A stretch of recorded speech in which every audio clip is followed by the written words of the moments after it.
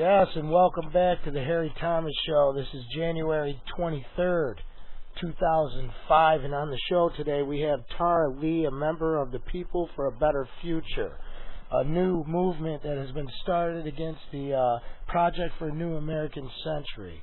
Welcome back to the program, Tara. Thank you very much, Harry. I guess we're going to expand a little on what we were talking about earlier in earlier segments about the protests and the spin that the media has been putting on it. And I heard one thing on the radio recently, and I'm sorry I don't remember the show, but it was a national show, and there was a man describing the protesters as young, dirty protesters. Yeah, and we know that that's a lie because we sat and watched it, and that was a mixing bowl of Americans.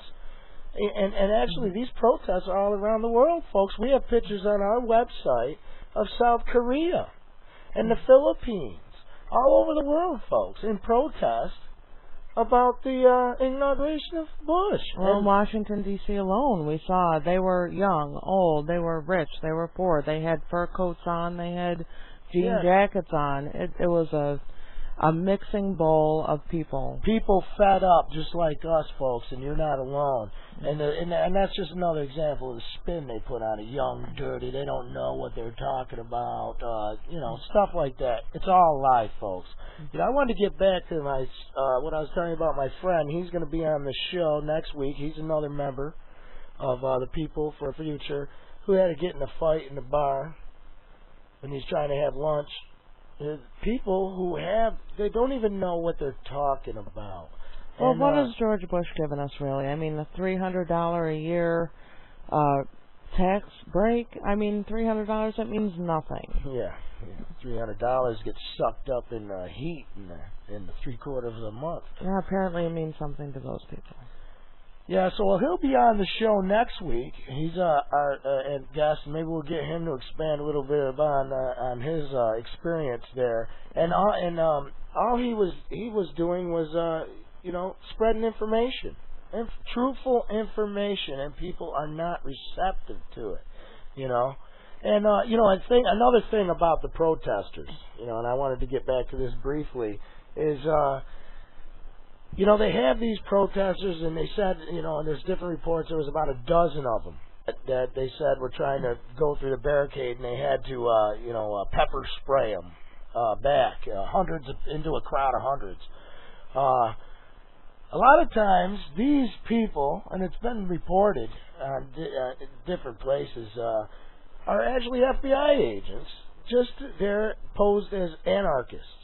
And then this is documented, FBI agents coming forward with this. I mean, it's just amazing. We can go on forever about this. And notice the pictures on our photo page of the police in their black uniforms without name tags. And this is what's going on all across America, is they don't even have to identify themselves, their names. You don't even know who they are. They could be from another planet, another country.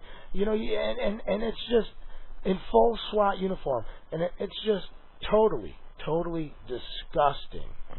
And they should be ashamed of themselves. I agree. And another thing that I wanted to get into before we ran out of time was these RFID tags, radio frequency identification tags, and that is basically a unique UPC symbol. You see them on everything, UPC symbol, but a unique one for every individual item.